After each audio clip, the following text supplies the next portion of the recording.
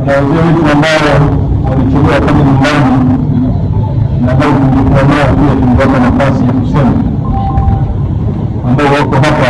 Najua waliishi na Sheikh Mtuli, najua kwa sababu tulikuwa pamoja.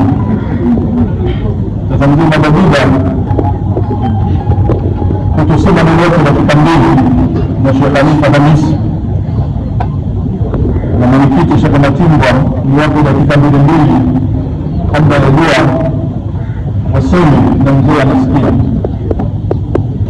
Ma antum bi asma' minhum, amkuwa nini kusikia zaidi kuliko hawa watu. Yote haya yanayoendelea hapa anayasikia kwamba huyu ni fulani na huyu ni fulani na huyu ni fulani, wanazungumza na anatuona katika alam al-arwah iko hivi. Bismillahirrahmanirrahim. Alhamdulillah wassalatu wassalamu ala rasulillah.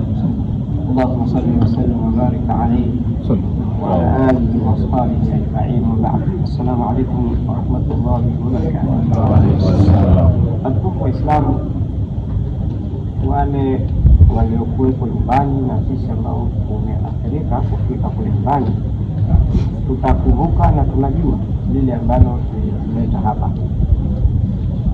Tumekuja kumshindikiza mwenzetu, mzee wetu na rafiki yetu. Tumekaa naye vizuri na amekuwa ni mhudumu. Hakuchukulia utu uzima wake kuwa ndio sababu ya watu wadogo hawashindwe kuwatumikia. Nafsi yangu nimekuwa nikimwita nyumbani, anakuja na nimehapa kumwagiza nifanyie jambo langu nje ya Dar es Salaam, anakwenda kufanya. Yeye na mzee alikuwa ni mtu ambaye alijitoa kwa ajili ya watu. Maisha yamemalizika ya dunia, lakini huu ni mwanzo wa maisha ya milele. Maisha haya ni sawa na mtu ambaye amezama baharini, anahitaji msaada wa watu waliokuwa hai. Ndio pale Mtume wetu Muhammad sallallahu alaihi wasallam akasema, istaghfiru li akhikum wasalu lahu tathbita fa innahu ana yus'al. Muombeeni msamaha ndugu yenu na muombee kadhalika ulimi wake usikosee, awe thabiti katika kujibu maswali atakayojibu, kama alivyosema aliyetusomea tamthili hapa, fa innahu ana yus'al. Hivi sasa anaulizwa, amekuja malaika wanamuuliza, Mungu wako nani, dini yako nani, dini yako ipi, ndugu zako chako nini. Haya ndio maswali yanayokutana nayo hapo. Na usiku ya kwanza hii ya leo ndio siku ngumu zaidi. Siku hii ni ngumu sana kwa mtu anapokuwa anaingia ndani ya kaburi. Anahitaji msaada mkubwa sana na msaada hakuna zaidi ya kumwombea dua. Kwa hivyo wakati tunamshindikiza mwenzetu, nilidhani kwamba watu wote tulioko hapa tutakuwa tunamwombea, tunakuwa tunafikiri kifo. Lakini kwa bahati mbaya wako wenzetu ambao hawajali hayo na wanapiga kelele. Hakuna kitu chochote wanachoshiriki katika haya.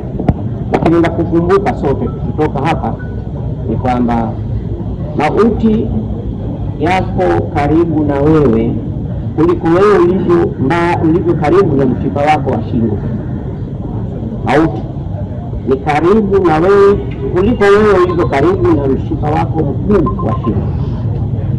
Ukikosa pumzi ama ya kutoa au ya kurudisha, basi umeshakuwa maiti. Kwa hiyo si jambo la kuwa na kuliweka mbali, ni lazima uwe na istidadi kamili. Kila wakati ufikiri kufa kwako, kila unalotenda ufikiri litakalokusaidia. Al-kayyis man dana nafsahu wa amila lima ba'da al-maut. Mtu mwenye akili yule ambaye kila analolifanya anatanguliza kujifikiri kwanza, hili ninalolifanya litafanya nini mbele kule akhera. Basi mwenye akili ni yule ambaye anafanya jitihada zake zote na inaishinikiza roho yake kufanya lile ambalo litakuwa na manufaa baada ya kufa. Yuko peke yake. Asikudanganye mtu kaingia katika maasi kwa sababu ya mali zake, kwa sababu ya cheo chake, kwa sababu ya ukubwa wake, kwa sababu hataweza kukusaidia. Yuko peke yake hapo. yale tu aliyofanya mazuri ndiyo yatakayofaa.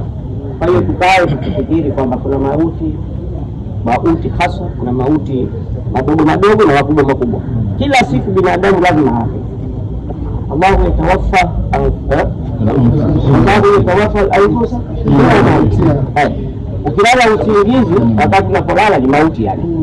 Mwenyezi Mungu anakuamsha tena, bado hata huzinduki ukarejea kwa Mola wako ukaswali. Unaweza kuja kushindikiza jeneza watu 1000 wanaingia ndani kumsalia watu 2 watatu, kwa sababu hatukumbuki tu.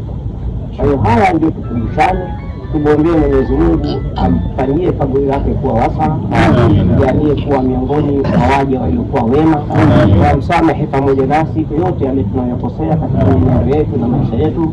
Assalamu alaikum wa rahmatullahi wa barakatuh.